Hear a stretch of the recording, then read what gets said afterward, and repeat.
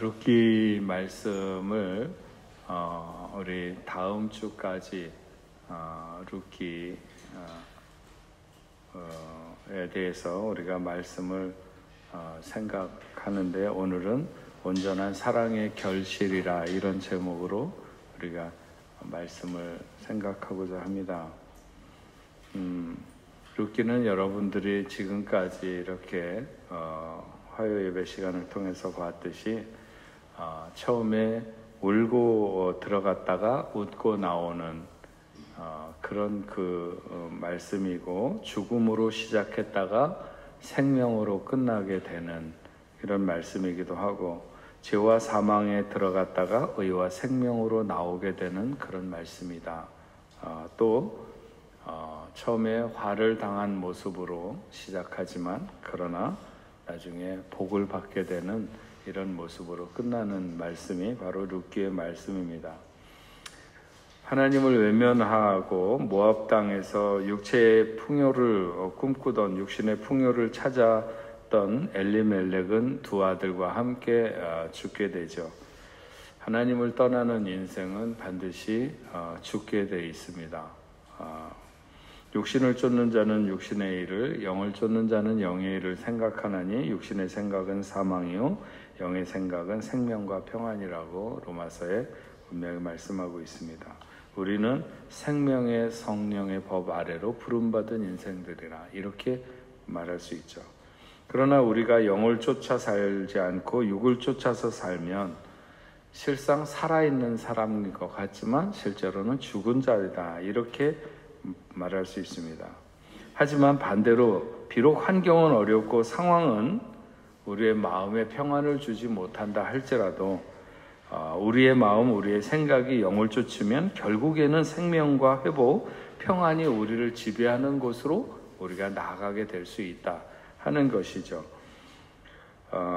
이스라엘 백성들이 광야를 지날 때 구름 기둥과 불 기둥으로 인도를 받았습니다. 그 구름 기둥과 불 기둥의 끝에는 가나안이 있었던 것이죠. 그러나 그들은 불 기둥, 구름 기둥의 인도를 받으면서도 그들은 하나님의 인도라든지 하나님의 의도를 보지 않고 어떻게 하면 좀 더 풍족하게 먹을까? 자신들의 탐욕을 쫓고 자신들의 기대치를 쫓아서 끊임없이 살았던 것을 알 수 있습니다. 결국 그들은 구원받는 자였으나, 그러나 구원받은 자들이었으나 광야에서 망한 자들이 되고 마는 것이죠. 결국 이런 모든 것들을 생각해 보면 우리의 인생의 삶이라고 하는 것이 결국 형편의 문제가 아니라, 환경의 문제가 아니라 관심의 문제고 생각의 문제고 해석의 문제라고 하는 것입니다. 물 없는 목마른 광야, 거기도 하나님은 계신다고 하는 것입니다. 양식이 떨어진 신광야에 거기도 하나님은 계셨어요. 아말렉과의 생사를 거는 싸움의 현장, 전쟁의 현장에도 하나님은 계시다고 하는 것입니다.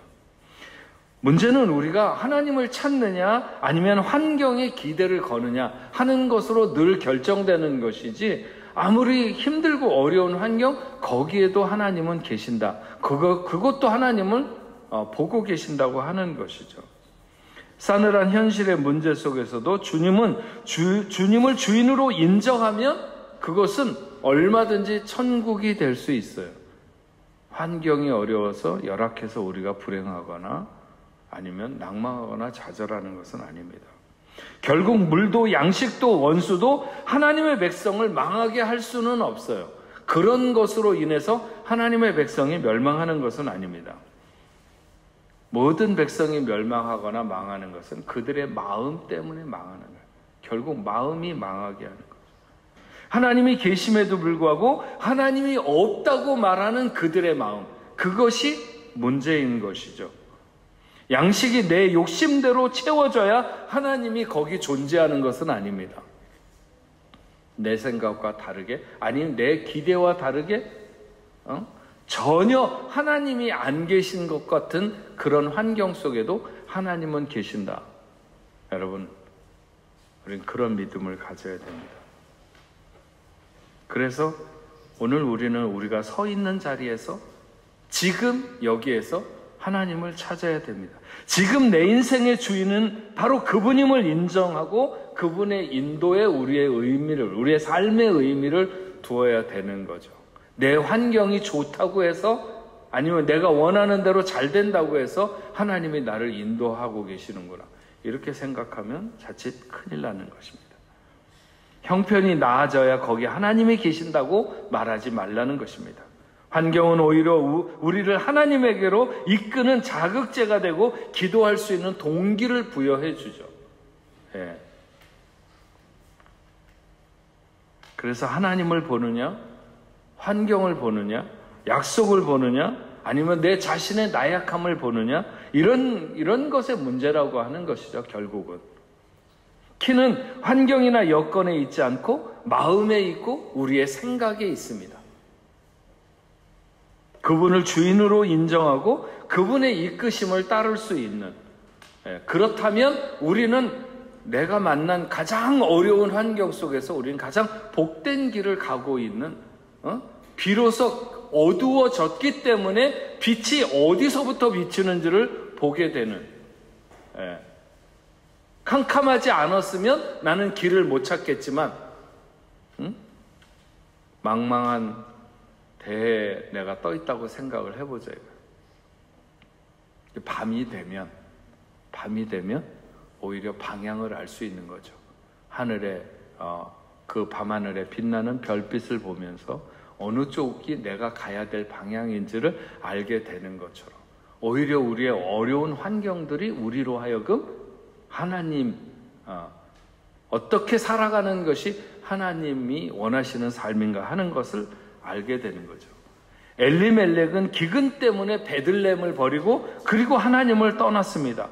그러나 나오미와 룻은 환경이 어려웠기 때문에 베들레헴으로 돌아오게 됐고 그곳에서 보아스를 만나게 되는 거죠.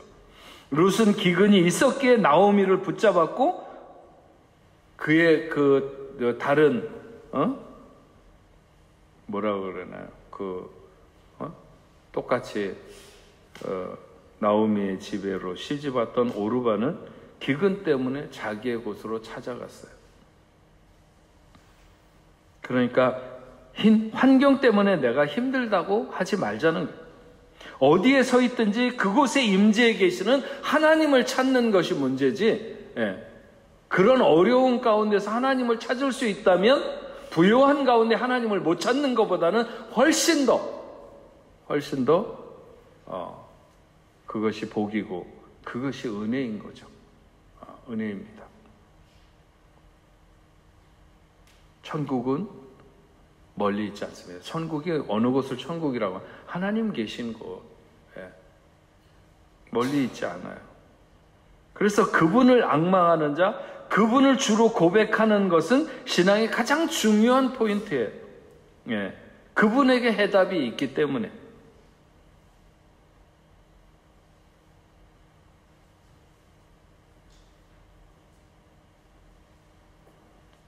우리는 어디서 보아스를 만날 수 있을까요? 좋은 형편에서도 그분을 만날 수 있다면 좋겠습니다. 제가 바라는 거는 딱히 꼭 어려워진 다음에 우리의 보아스를 만나게 되는 그런 삶이 아니라 내가 아무런 문제가 없고 잘 나가고 정말 풍성한 은혜가 소낙비처럼 쏟아지는 가운데에서도 보아스를 만날 수 있다면 좋겠어요. 근데 대부분의 사람들이 그렇지 못하죠. 그렇지 않죠. 그런 때는 자기 마음대로 살다가 뭔가 꽉 틀어막혀 있는 것 같은 아무것도 볼 수 없는 답답한 환경을 만나게 되면 그때 보아스를 찾죠. 어쨌든 간에 앞에서 말씀드린 것처럼 어려운 형편일수록 그분을 찾기가 쉬워진다. 그래서 반드시 어려운 것이 우리에게 그 절망적인 것만은 아니라는 거예요. 오히려 어렵기 때문에 길을 찾게 되고 방법을 찾게 되고 그렇게 구하다 보니까 주님을 찾게 되는, 내가 약한 상태여 누군가의 도움이 필요할 때 우리는 두리번거리게 되잖아요. 그때 하나님은 바로 그렇게 내가 두리번거리는 그곳에 보아스를 두시는 거죠. 우리가 만나야 되는 보아스를 거기에 하나님이 두시는 것입니다. 모압 사람으로서 예수님의 족보에 오르는 그런 놀라운 혜택, 여자의 이름이 왕의 족보에 포함되는 일, 남편을 잃어버린 버림받은 여인이 최고의 위치로 회복되는 역사. 보아스는 재산이 풍부했는데 왜 그렇게 풍부한 사람을 만나는 것으로 묘사하고 있느냐? 그리스도가 부요하다고 하는 것을 예표해 주는 거예요. 보아스는 우리의 고엘이 되시는, 그분은 부요하신 분입니다. 하나님은 주권적으로 롯을 위해서 모든 것을 예비하셨어요. 시간적으로 보면 추수할 때에 롯이 베들레헴에 도착해서 이삭을 주스러 나갔을 때, 그때가 바로 추수할 때였어요. 그러니까 추수하는 사람들을 따라가면서 이삭 줍기를 할 수 있었던 거죠. 봄에 파종하는 때가 아니라 결실하는 때였다고 하는, 시간적으로 하나님께서 타이밍을 잘 맞춰주셨죠. 장소 베들레헴. 베들레헴은 떡집이라는 말이잖아요. 떡집.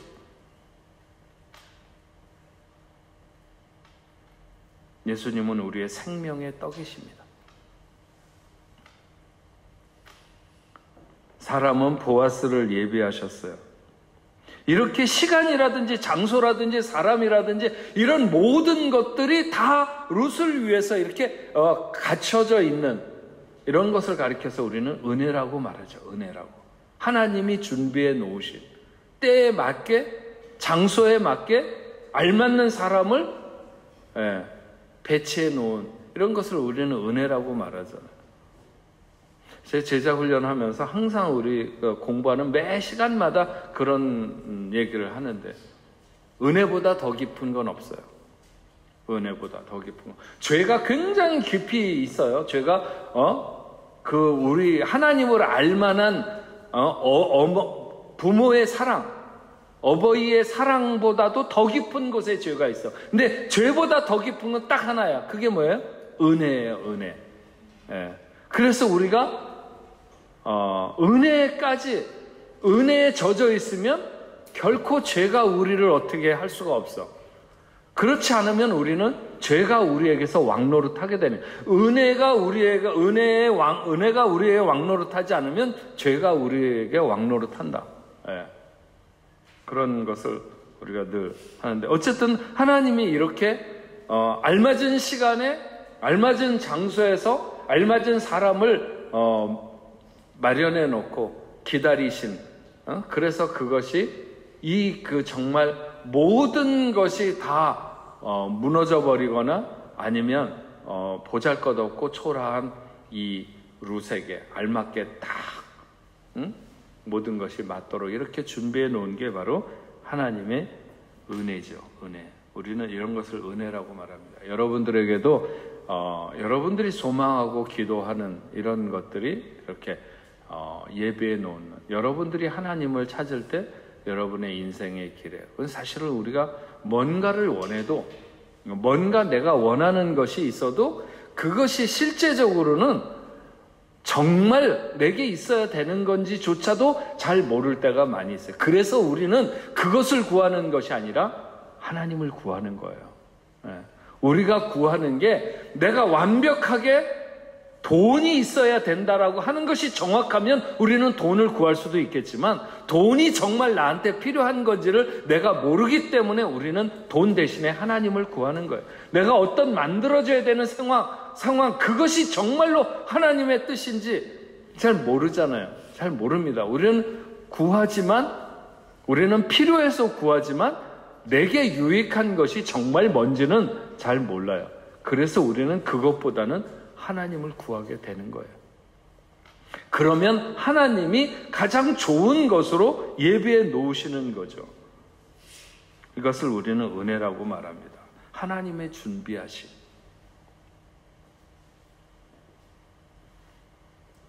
롯은 시어머니를 택하게 되는데, 롯은 시어머니를 위해 젊은 여인으로 이삭 줍기를 기꺼이 감내해가면서 지내게 됩니다. 그는 하루 종일 성실하게 이삭을 주었어요. 룻은 더 좋은 혜택을 받으려고 어디로 가면 더 많은 것을 얻을까 해서 다른 밭에 기웃거리지 않았어요. 가지도 않았어요. 룻은 젊은 남자에게 관심을 두지 않았고 기업 물을 것을 위해서 보아스의 발치로 들어가게 되죠. 룻은 보아스와 결혼하기 위해서 보아스의 수고를 또한 기다리고 있었어요.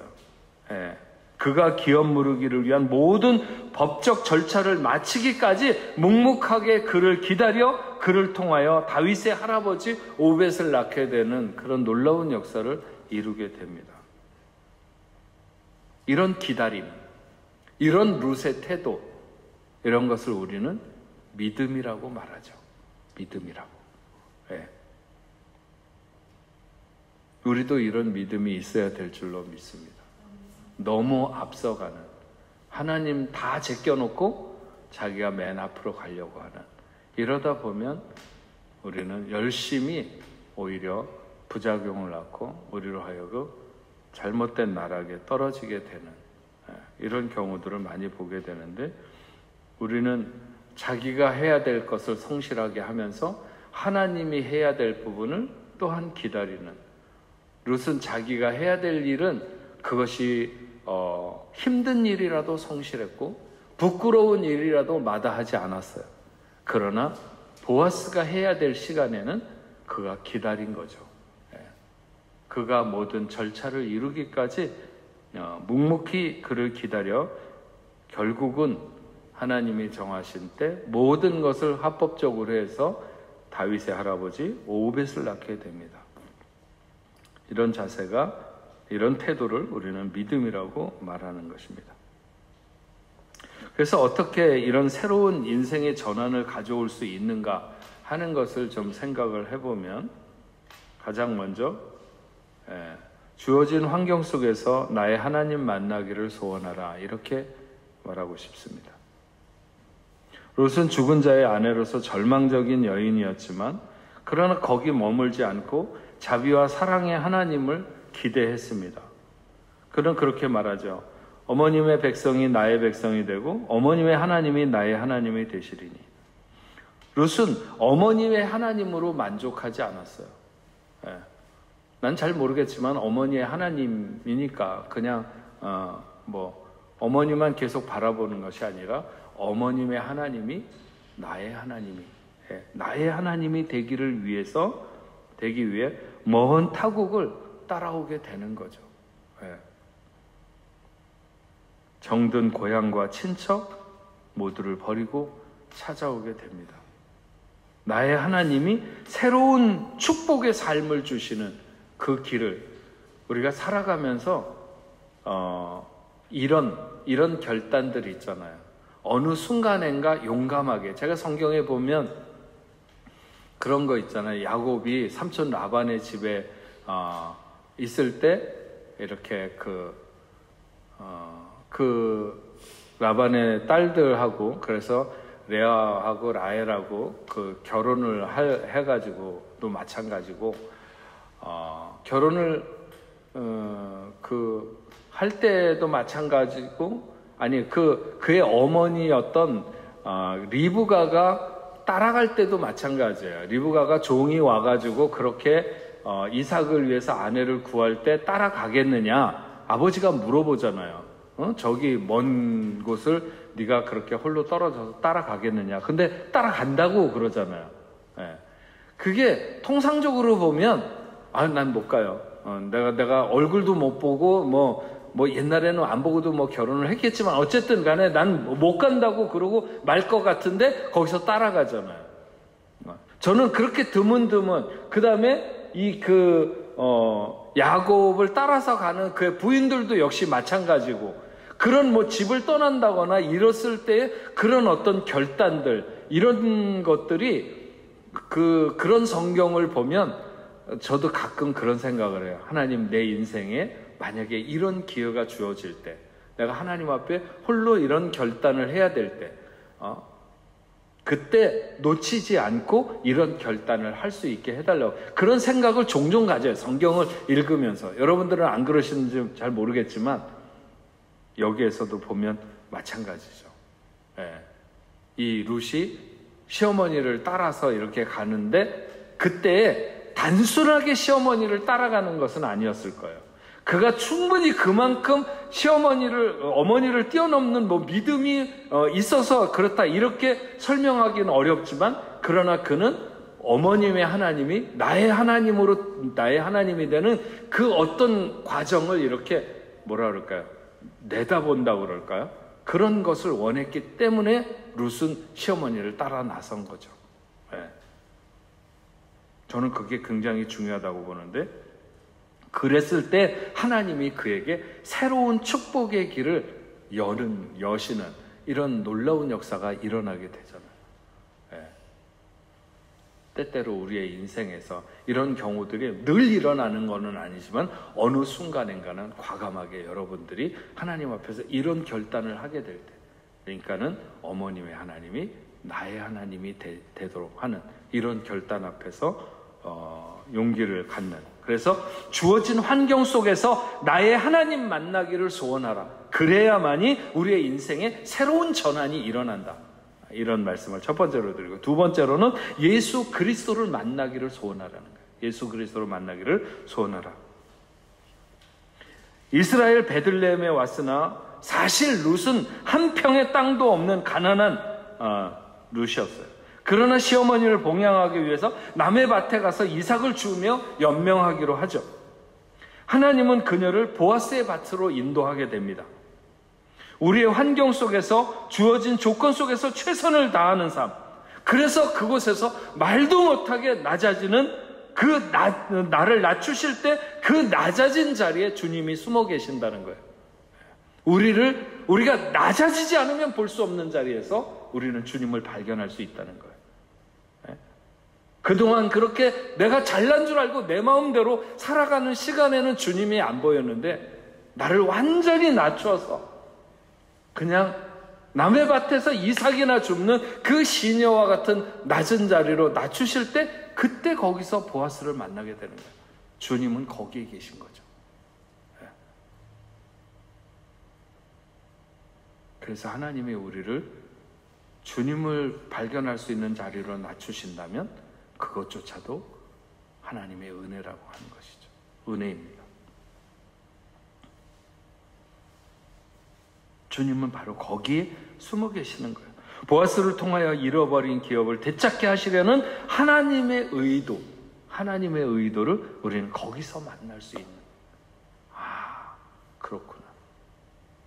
마치 요셉이 계속해서 형들에게 팔린 것만 해도 정말 너무 감당할 수 없는데, 보디발의 집에서 억울하게 또 누명을 당해가지고 또 그 감옥 깊은 곳에 내려갔을 때, 그곳에서 마치 하나님이 그를 나라의 총리로 이끌어 올리려고 하는 작은 빛이 들어오는 것을 그는 그 밑바닥, 그 감옥의 가장 밑바닥에서 보게 되는 거죠. 거기서 하나님의 의도를 알게 됩니다. 여러분, 우리가 예수 그리스도를 만나기를 소원하라. 근데 그 예수 그리스도는 내가 가장 낮아졌을 때, 낮은 자리에 있을 때 거기에 주님이 숨어 계시다는 사실을 우리가 알아야 됩니다. 세 번째로 예수 그리스도와 한 몸이 되기를 소원하라 하는 것입니다.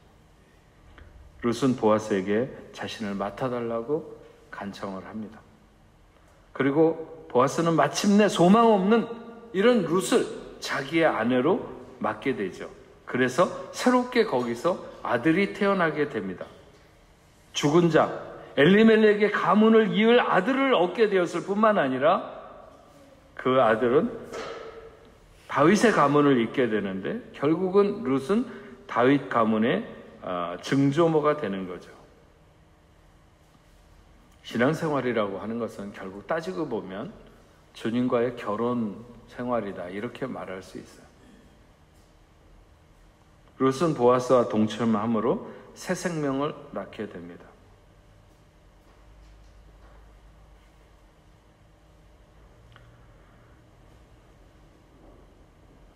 그리스도는 우리와 한 몸이 되기를 원하신다고 계시록에 말했고, 성령의 체험은 그리스도와 동침의 사건과 다를 바 아니다. 요한복음 3장에 말했습니다. 성령을 모시고 사는 사람은 그분과 동행하는 사람이며, 주님이 나와 동행하시고 내가 주님과 동행해야 되는 거죠. 예.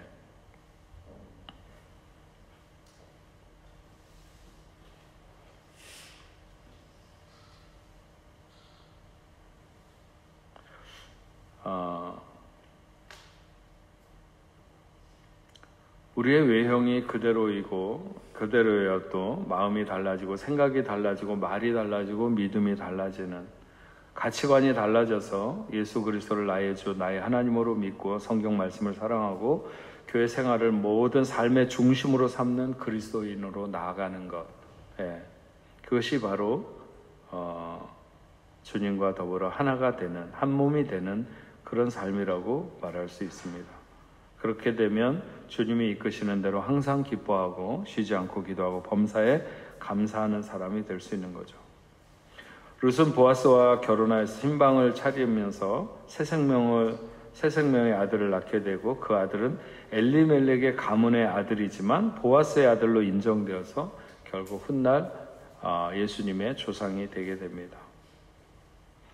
여러분, 우리가 보아스를 만나게 되면, 그분을 만나게 되면, 예수 그리스도를 우리가 만나게 되면 우리는 아담의 족보였던 우리가 예수님의 족보로 소속이 바뀐다는 사실을 알아야 합니다. 네.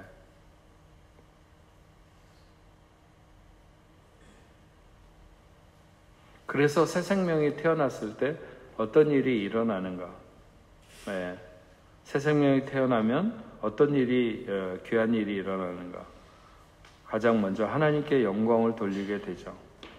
룻이 아들을 낳자 이혼 여인들은 시어머니 나오미의 집안에 자비를 베푸신 여호와 하나님을 찬송하는 것을 알 수 있습니다. 예.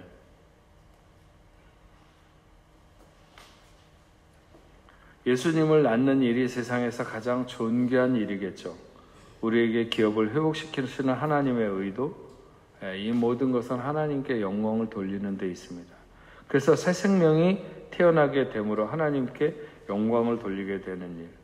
또한 두 번째로 보면 이웃들에게 칭찬받는 게 되는데, 시어머니 나오미의 정말 살맛을 다시 찾아주는, 그래서 생명의 회복자이며 노년의 봉양자이고 7 아들보다 더 나은 자부가 되는, 얼마나 귀한 며느리인가 하는 거죠.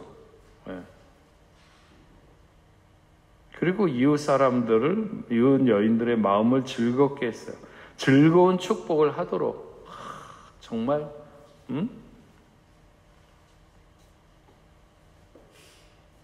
그런 거죠. 그래서 결국은 나 한 사람이 오늘 말씀에 나오는 룻과 같은 삶을 살게 되면, 나 하나가 예수 믿고 변화받으면 주변에 얼마나 기쁘고 놀라운 일들이 일어나는가. 내가 진정으로 예수와 하나 된 삶을 살게 되면 이 놀라운 역사가 일어난다 하는 것을 알 수가 있습니다. 그래서 오늘 그 18절부터 22절 마지막 절까지 베레스의 계보는 이러하니라. 베레스는 헤스론을 낳고 헤스론은 람을 낳고 람은 아미나답을 낳고 아미나답은 나손을 낳고 나손은 살몬을 낳고 살몬은 보아스를 낳았고 보아스는 오벳을 낳고 오벳은 이새를 낳고 이새는 다윗을 낳았더라. 베레스 누군지 알죠? 언젠가도 한번 얘기했지만 유다에 의해서, 유다가 다말에게서 얻은 자녀, 그 베레스를 통해서 헤스론, 람, 암미나답이 나손을 낳고 살몬을 낳고 보아스를 낳고 오벳을 낳고 오벳이 이새를 낳고 이새가 다윗을 낳게 되는 그 놀라운 계보를 이루게 되는, 이런 그 다윗의 증조모가 되는, 룻을 통해서 결국 예수 그리스도께서 이 세상에 오신 것을 우리는 알 수 있습니다. 여러분, 우리는 모두가 다 그리스도 안에 있으면 새로운 피조물이 되는 줄로 믿습니다. 완전히 족보가 달라지는 거죠. 족보가 달라지는, 우리는 오직 우리의 시민권은 하늘에 있는 사람들입니다. 그냥 세상의 사람들처럼 자기의 길로 돌아가는 오르바처럼 그렇지 않고 궁극적으로 이 룻이 시어머니를 따라가는 것 같았지만 하나님을 따라간 자였고, 결국 그는 그리스도를 만나는 것처럼 보아스를 만나서 세상을 구원하는 예수가 태어나는 족보에 그 이름을 올리고 새 생명을 이어가게 했던 것처럼, 우리도 오늘 룻의 삶을 다시 한번 우리 마음속에 새기면서 오늘 우리가 생각한 것처럼 온전한 결실, 사랑의 결실을 맺게 되는 이 룻의 축복된 모습을 살펴보면서 우리도 우리의 삶이 그렇게 하나님 앞에 삶을 누릴 수 있는, 은혜를 누릴 수 있는, 복을 누릴 수 있는 생명의 결실을 하는 그런 아름다운 삶을 살아가는 여러분들 될 수 있기를 바랍니다.